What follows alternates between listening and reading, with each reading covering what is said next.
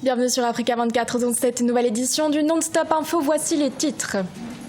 Report des élections locales au Sénégal, initialement prévu le 1er décembre 2019. Un report qui n'a pas fait l'unanimité auprès de l'opposition.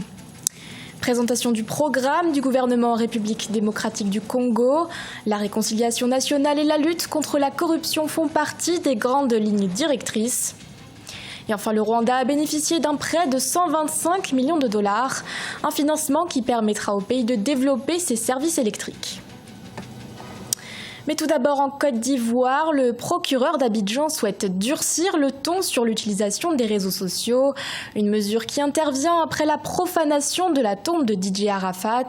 Après son enterrement samedi 31 août, des dizaines de personnes ont été arrêtées pour avoir ouvert son cercueil.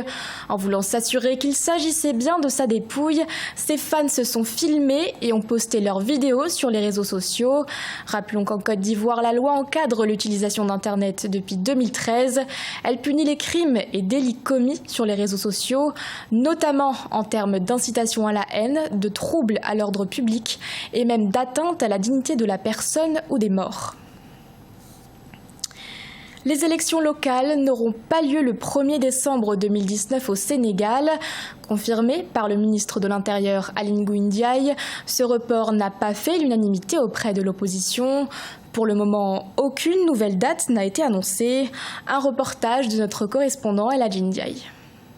Les élections locales ne se tiendront plus le 1er décembre 2019 selon le ministre de l'Intérieur Aly Ngouille Ndiaye. Ce report permettra de revoir l'audit du fichier électoral, l'instauration d'une caution conséquente et du système des parrainages. Selon lui, un consensus a été trouvé avec la majorité des partis politiques pour qu'elle soit reportée. Donc sur le plan technique, il faut impérativement un report des élections locales. Comme vous le savez, le parrainage depuis 2018 est une réalité au Sénégal pour aller aux élections. Ensuite, de plus en plus, on parle de l'élection du maire au suffrage universel. Du côté du PDS comme du côté de PASTEF d'Ousmane Sonko, on persiste à s'opposer au report. Mieux, certains semblent attendre avec impatience le décret portant report des élections pour pouvoir le porter devant les juridictions. Aucune surprise de ces reports pour le PASTEF. Oui, mais parce que tout simplement, ils sont pas prêts, parce qu'ils savent qu'ils ne sont pas majoritaires dans ce pays et que les élections locales sont différentes de l'élection présidentielle. Si vous faites le cumul des voix déjà au niveau du département de Dakar déjà, donc des voix de l'opposition, voilà, la PR perd donc la mairie de Dakar. Donc pour nous, ce n'est pas une surprise, voilà, c'est des subterfuges qu'ils sont en train de trouver pour préparer encore un autre sale coup, comme ils l'ont fait à l'élection présidentielle. Pour rappel, le ministère de l'Intérieur avait annoncé dans un décret daté du 3 juillet 2019 deux mesures visant à réduire le nombre de candidatures et une caution de 10 millions de francs CFA par liste déposée est désormais imposée. Par contre, le ministre de l'Intérieur n'a pas précisé la date exacte des élections locales.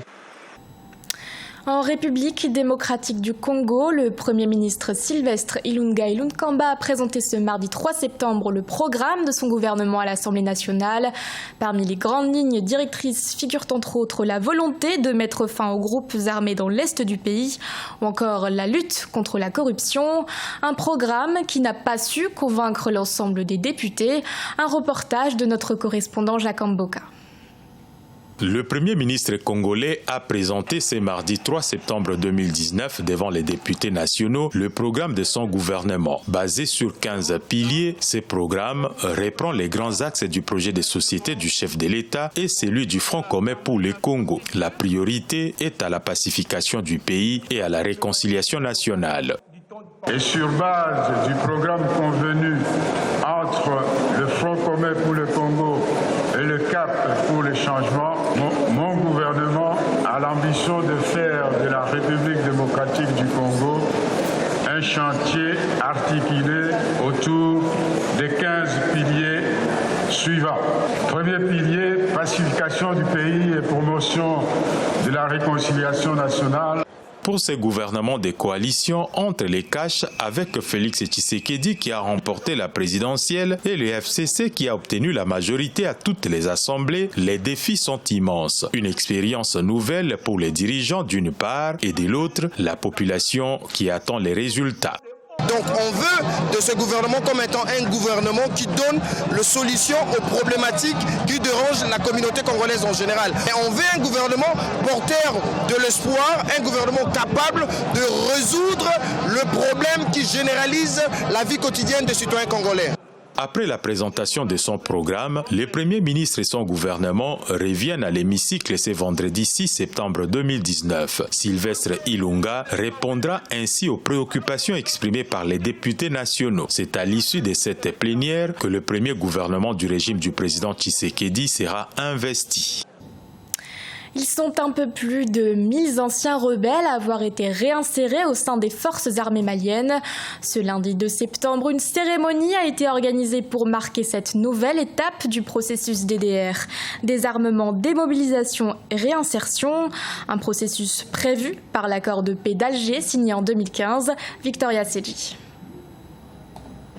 Au Mali, le programme de désarmement, démobilisation et réinsertion se poursuit avec l'intégration de milliers d'anciens rebelles au sein des forces armées FAMA. C'est la première phase de réinsertion après celle de la formation qui a duré 3 mois dans la région de Ségou. L'opération a concerné des éléments de la coordination des mouvements de l'Azawad, la plateforme, mais aussi des groupes dissidents tels que le mouvement pour le salut de l'Azawad. La grande inquiétude, c'était de savoir comment ces gens allaient être acceptés par les troupes, mais bon, pour le moment, tout se passe bien. Maintenant, c'est de voir quelle peut être l'incidence de ces réintégrations sur le terrain. Est-ce que ça va amener la calmie? Pour le moment, on ne peut pas le dire. 74 000 ex-rebelles au total sont ciblés pour le programme, une phase très sélective pour une réinsertion militaire et paramilitaire de 4 000 éléments. À terme, la majorité restante sera insérée dans la vie civile. Le démarrage des opérations a mobilisé près de 500 millions de francs CFA apportés par l'État et l'ONU. Les principes sont acceptés de part et d'autre et ensuite il y a un début de mise en application. Et je pense que oui, à ce jour, on peut dire que c'est positif. Lancé le 6 novembre 2018, le programme de désarmement, démobilisation et réinsertion est l'une des résolutions phares de l'accord de paix d'Alger signé en 2015 entre le gouvernement malien et la coordination des mouvements de l'Azawad. Il engage les combattants au dépôt définitif des armes. Début février 2019, 5000 combattants ont manifesté leur désir d'intégrer le processus, selon les autorités. 125 millions de dollars, c'est le prêt de la Banque mondiale accordé au Rwanda pour financer l'extension des services électriques du pays. Actuellement, le taux d'accès à l'électricité est de 52%. Avec un tel financement, le Rwanda pourrait atteindre un taux d'accès à l'électricité de 61% avant la fin de l'année 2020. Les précisions de Fraternité Diaka Nisenga. Le Rwanda et la Banque mondiale ont signé un accord de prêt de 125 millions de dollars pour augmenter l'accès à l'électricité ce 2 septembre 2019. Ces fonds constituent la 3e phase de financement après la première de 125 millions de dollars encaissée en décembre 2017 et la seconde qui a été signée en décembre 2018. Selon les responsables, ceci pourra porter à 61% le nombre de ménages ayant accès à l'électricité de 52% actuellement.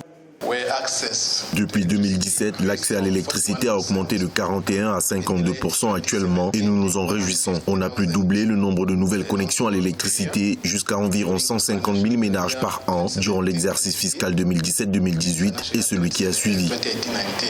Dans son programme de transformation économique, le Rwanda s'est donné comme objectif d'atteindre une couverture universelle à l'horizon 2024. Un objectif trop ambitieux pour certains, mais réalisable selon les autorités rwandaises. Par exemple, plus d'1 million de personnes ont pu avoir accès à l'électricité depuis 2017. Un autre pilier très important dans cette démarche est l'accessibilité financière de cette ressource. C'est une chose de fournir de l'électricité à tout le monde, mais c'en est une autre que ces gens soient en mesure de se le payer. C'est pour cela que nous avons d'autres projets pour être sûr que l'électricité générée soit vendue à des prix abordables aux Rwandais.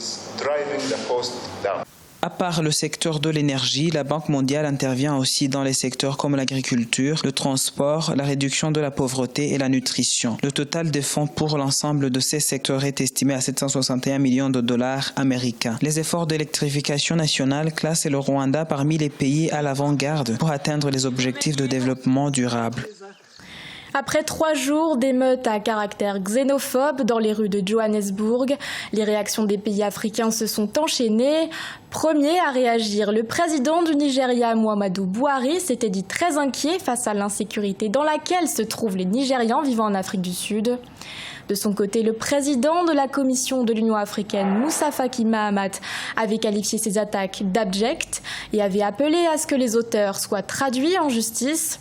En réaction à ces violences, la République démocratique du Congo, le Malawi ou encore le Rwanda auraient décidé de boycotter le Forum économique mondial sur l'Afrique qui s'est ouvert ce mercredi 4 septembre au Cap. Et enfin, la Zambie a elle aussi décidé d'annuler son match de football amical avec l'Afrique du Sud, prévu ce samedi 7 septembre. Ce journal a été réalisé par l'ensemble de la rédaction. Merci de votre fidélité. L'actualité continue sur Africa 24.